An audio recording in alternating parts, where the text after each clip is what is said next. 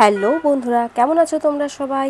I hope কি তোমরা সবাই খুব ভালো আছো, বিন্দাস আছো আর ফাটাফাটি আছো। অনেক দিন বাদে একটা ব্লগ ভিডিও নিয়ে চলে এসেছি তোমাদের কাছে।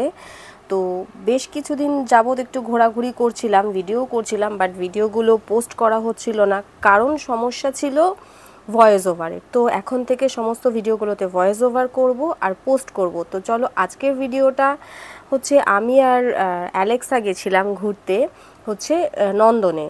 রবীন্দ্র সদন মেট্রো স্টেশন থেকে আমরা গিয়েছিলাম নন্দনের উদ্দেশ্যে। তো সেখানে কিছুক্ষণ ঘোরাঘুরি, ফটোশ্যুট, আরও যা যা করেছি সেই সমস্ত কিছুই এই ভিডিওতে দেখতে পাবে। এটা ছিল স্যাটারডেতে। আর তারপরে আমরা সানডেতেও গেছিলাম একটা জায়গায়। তো সেটা সানডেতে কোথায় গেছিলাম সেটাও দেখার জন্য কিন্তু তোমাদের ভিডিওটা কন্টিনিউ দেখতে হবে। তো পরপর দুদিন, প্রথম দিন শুধু ছোট মেয়েকে নিয়ে আর পরের দিন দুই মেয়েকে নিয়েই বেরিয়ে পড়েছিলাম। আর তার সাথে ছিল আরও একজন, যাকে ইউটিউবে অনেকে চেনো। আর এখন আমরা আছি শিশির মঞ্চের কাছে। তো শিশির মঞ্চটাকে ক্রস করে গিয়েই হচ্ছে নন্দন বা রবীন্দ্র সদন, যেটাই বলো, ওখানে সবই রয়েছে। তো একটা সময় কলেজ লাইফে খুব যেতাম, একটা আড্ডার জায়গা ছিল, গান মেলা, ফিল্ম ফেস্টিভ্যালে, মানে এখানে থাকবো না কোথায় থাকবো। তো পৌঁছে গেছি নন্দনে। নেক্সট দিন ছিল আমাদের সাথে বড় মেয়েও। আরও একজন যার কথা বলছিলাম, তাকে ইউটিউবে অনেকে চেনে, অনেকে চেনে না। আস্তে আস্তে আমার ভিডিওতে তাকে দেখতে পাবে, কারণ সে আমার এই ভিডিও করার কাজে অনেকটা হেল্প করছে। মানে তার হেল্পের জন্যই হয়তো আবার আমি নতুন করে ভিডিও দিতে পারছি, নাহলে কিন্তু ভিডিও দেওয়ার মানসিকতা বা ভিডিও করার মানসিকতাটা আমার একেবারেই শেষ হয়ে গেছিলো। তো চলো সবই জানতে পারবে, দেখতে পারবে আস্তে আস্তে ভিডিওতে কে কে থাকছে, কি কি বৃত্তান্ত হচ্ছে, কিভাবে কি কাজগুলো করছি।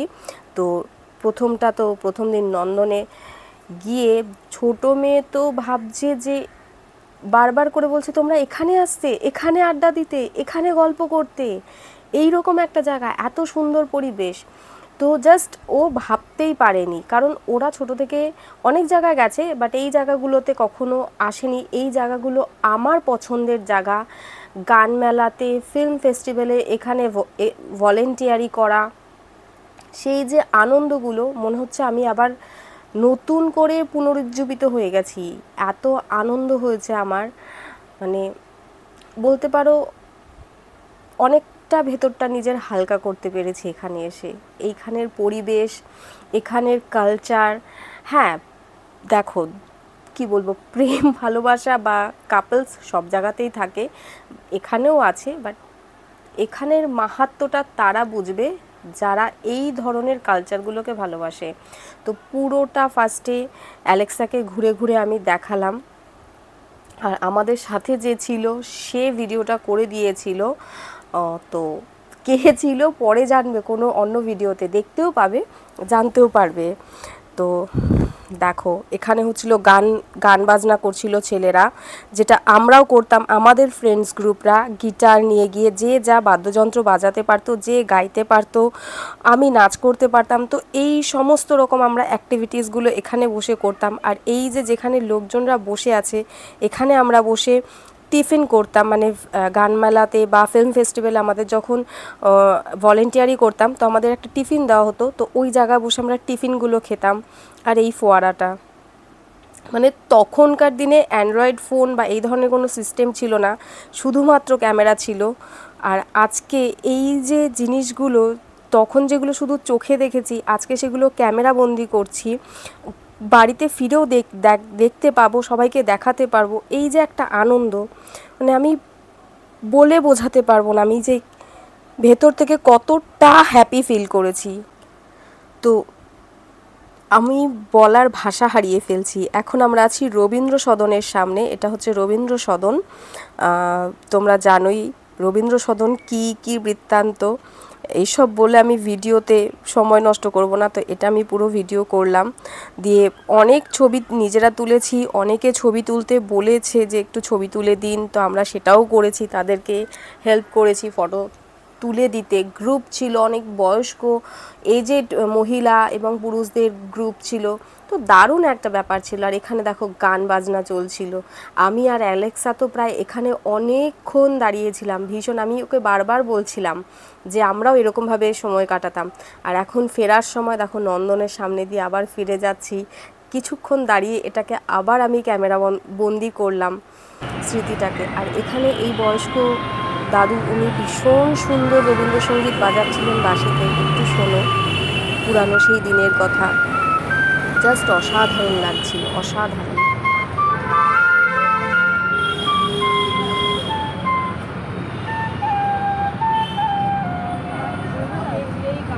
তো এখান থেকে তারপরে আমরা চলে গেলাম হলদিরামে, যেটা আমরা আগেও করতাম। হলদিরামে গিয়ে কিছু খাওয়া দাওয়া করে তারপরে আমরা ফিরবো বাড়িতে ওই দিন। তারপরে আসবে নেক্সট দিনের ভিডিও।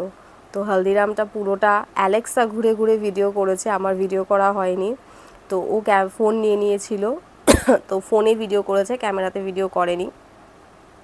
সমস্ত ডেজার্ট ছিল, খাবার ছিল, ও প্রায় ঘুরে দেখে দারুণ আনন্দ করেছে, দারুণ আনন্দ করেছে।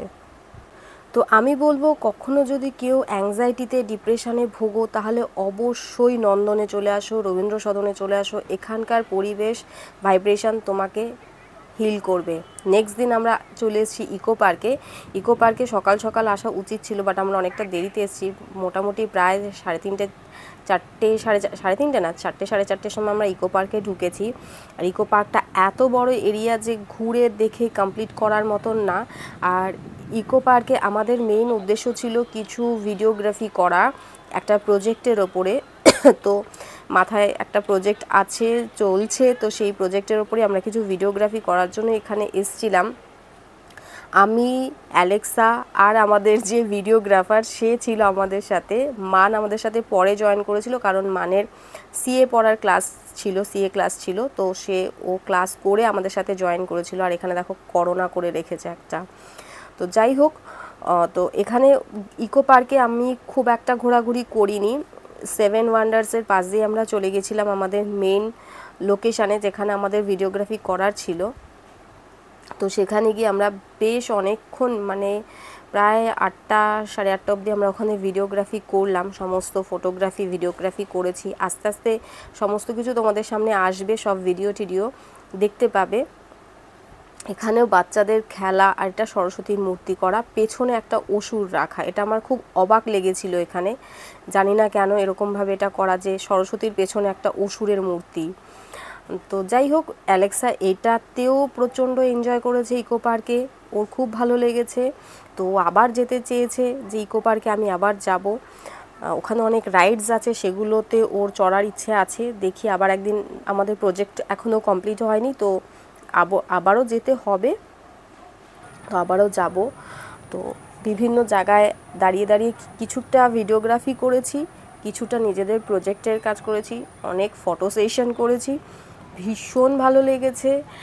অনেক দিন বাদে, অনেক দিন নয়, অনেকগুলো মাস বাদে একটু খোলা হাওয়ায় নিঃশ্বাস নিতে পেরে, বা একটা খোলামেলা পরিবেশে বেরিয়ে, এই ঘরের বন্দি জীবন থেকে একটা খোলামেলা পরিবেশে নিজে এবং মেয়েদের নিয়ে গিয়ে যে আনন্দটা আমরা পেয়েছি, এর আগেও আমরা ঘুরতে গেছি, সবটাই তোমাদের কাছে দেখাবো।